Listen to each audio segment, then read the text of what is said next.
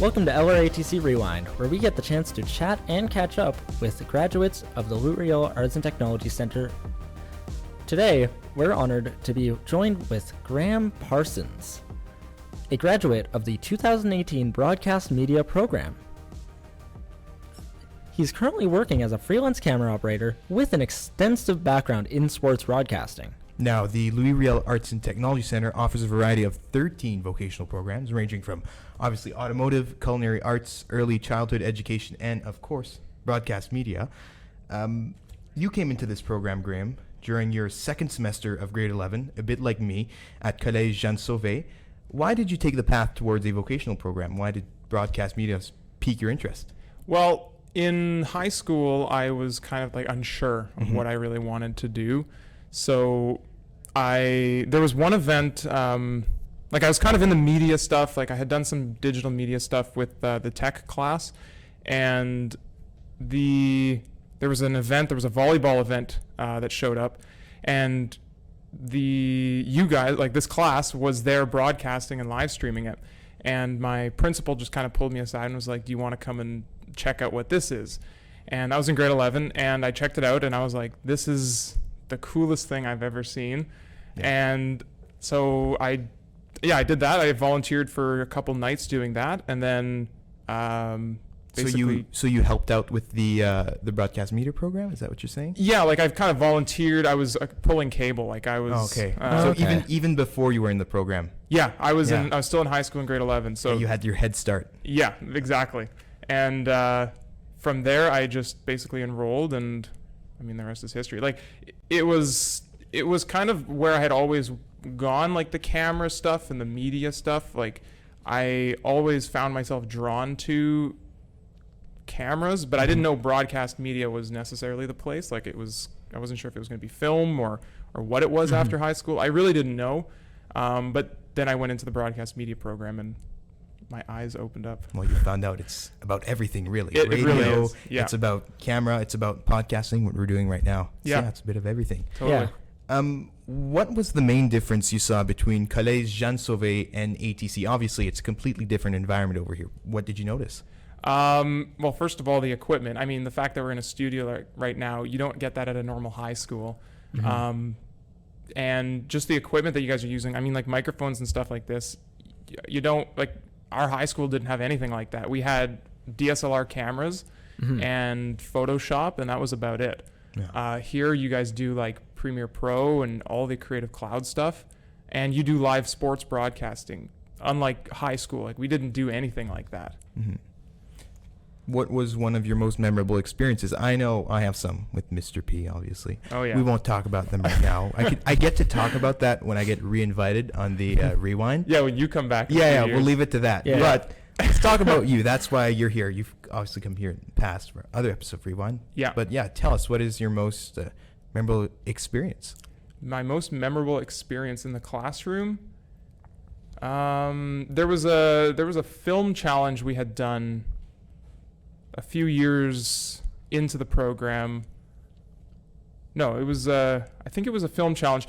Regardless, we were here and we did sort of challenge. Yeah, some kind of challenge, some sort of film challenge. That was a lot of fun because you work in the time restraint of like 72 hours, and you have to make a film. Well, let's talk about that. What kind of film did you make? It was let's see. It was a pretty jokey film.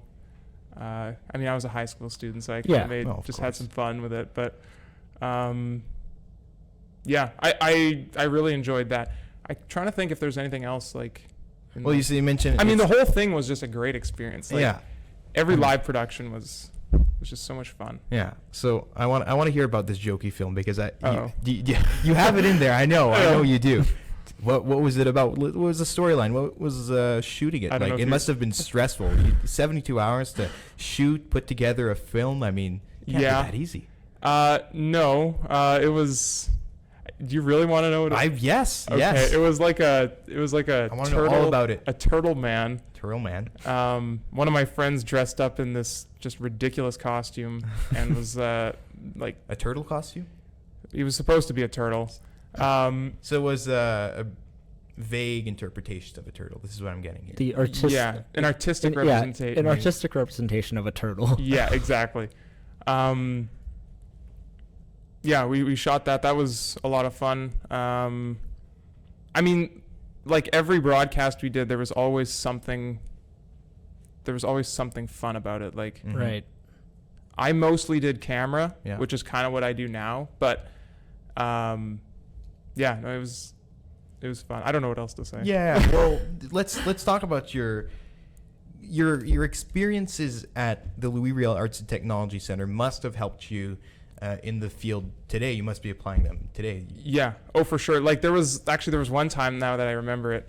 We had a cable wrapping competition. I don't know if you guys have something like that. We haven't. Where basically, you do the over under of the cable wrap, and that is right there an example of what you do in the industry. Like your first job, and my first job was as a TVA on the Jets shows, and wrapping cable. I mean, when you come to a work site and you know already how to do over under, you're light years ahead of some people. So really, yeah. So would you say that there's professionals that have been working for years and they don't know how to wrap cable? Well, not necessarily. No, I would say that as a first timer, like as a TVA in the TVA position, coming in and learning or knowing enough so that you can navigate it is very important. Right. Yeah. Yeah. You're not lost on your first day. Yeah, you're not needing a bunch of guidance and like what you're kind of doing, and they can kind of just say, "Hey, can you do that?" And you can. Yeah, and Yeah. you have a sense already of what you're doing because you guys do it here. Yeah. So it just you're already getting the skills here to work in the industry. Well, exactly. That's why it is a vocational program. It helps you build skills so you can use that in the industry. And talking about making your first steps into the industry, obviously here at the Louis Riel Arts and Technology Center, you get placed in a 3-week internship during January. Yes. You did that. I did. I will be doing that Oh, soon yeah. So enough. will I. Yeah. Now, you went for the more, newsy route, you could say. You interned for Radio Canada, so CBC in French. Yep. So, that's your francophone. Yeah, Just like me. Yeah, I went to Collège Jean Sauvé. So tell me, what was it like interning at CBC? It was very interesting. Like, actually, it's funny. Before I actually went to CBC, the week before, I was in Portage la Prairie, and actually I my have first. Sorry. I have choice words about Portage la Prairie. He does. He can go on like a 10-minute rant about Portage. Oh yeah. Anyways, it's for another time. Yeah. Keep on going. Yeah. So the first thing literally the first job I think I ever had was as a TVA, and I was doing curling in Portage la Prairie. And then the following week after that, I went to do my work placement. So I was already on a production and like learning how to do the production. And then I stepped into Radio Canada. And and news for me, like I was kind of shadowing one of the guys. I think his name was Raja. He was a camera operator, and we'd go out and we'd shoot news, and then he'd put me on special little side projects of shooting B-roll or scenic shots of the city that they'd use as bumpers for the newscast, and that was a 30-day thing work placement. Yeah, the internship, the 3 weeks lasts. 30 something around there. Yeah, so that was a really great experience. Yeah. What's something that surprised you? You would say Surprised me about your internship. Ooh, that's a good question. Or were there any? Yeah, Is there any weird events that happened? Anything out of the ordinary? Something like? Well, I guess one thing is that was sort of my first introduction to a lot of the people that I work with today. Like a lot of the same people there. That's the thing about the industry is it's so small.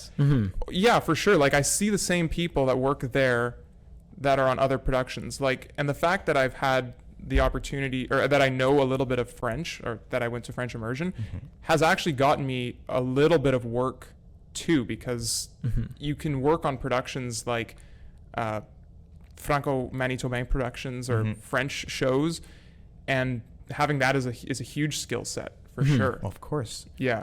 So you've mentioned you've worked on a lot of different productions. you class yourself as a freelance camera operator. That's right. Yeah. Why not go work for a company instead, right? I'm sure you've thought about I've tried that. Right? Yeah, I've tried that. I found that the freelancing was more my thing. I love the variety.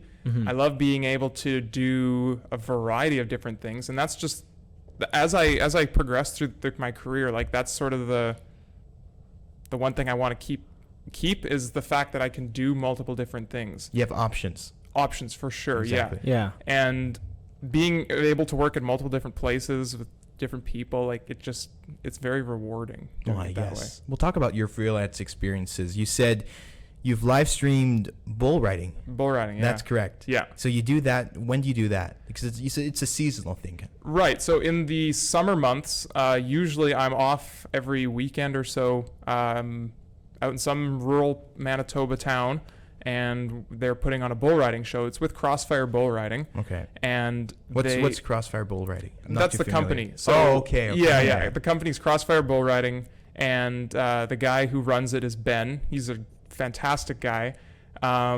He puts on these bull riding events, and then he's in the past few years he's begun putting on more of the like live streaming and video part of it. So so now what we do is we bring an LED video wall, stuff that you'd see like a jumbotron kind of style, but like smaller, and we bring it to these events, and it just enhances the show so much. I think I know exactly what you're talking about. I've been to bull ride. I've seen bull riding in, I think it was Mitchell. I don't think we were in Mitchell this year, but there was one in Morris. If you were in Morris, there was the Morris Stampede. Maybe it's the same company, but I know what you're talking about. They have video cameras, and well, obviously they follow the bull riding action. Then you get to see on a big screen. It's true. Yeah. It does enhance the experience. Totally. Oh yeah. And we're in behind the chutes, Yeah. like the bucking chute, like when the bulls are coming out. Oh yeah. We're like I've done handheld where I'm right there, right in front of the bull. Oh. And Does it get scary? watching them out. I mean, you get mud on you, like, and you don't know if it's mud all the time. So maybe don't wear anything wink, too wink. nice. You know what I'm saying? Yeah. It's I just love the adrenaline kind of rush of that. Mm-hmm. Well, I think it kind of explains a bit why you freelance a lot. You said you don't like to do the same thing all the time. Yeah. You like that adrenaline rush, obviously. That's why you're doing bull riding. Yeah. You said you've done Jets games. Is that right? Yes. So I'm doing. I've done handheld camera for. It's the company's Dome Productions, and they do the Jets on TSN. So, or Sportsnet shows, or the visitor shows. So they usually have two shows.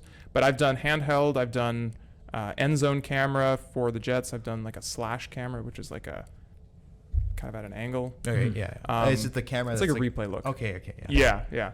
And so I've done a number of different cameras for TSN. And for those that don't know, Dome Productions is one of kind of those big companies that like people like TSN, Sportsnet hire to broadcast all of their big games. Totally, yeah, that's right. Yeah, it's like the behind the scenes company that you don't really. They're not on the like you don't see their name on the broadcast. Yeah, but they're there. They're there. Yeah. Almost inescapable. Yes, I mean they are the market in Canada. Yeah.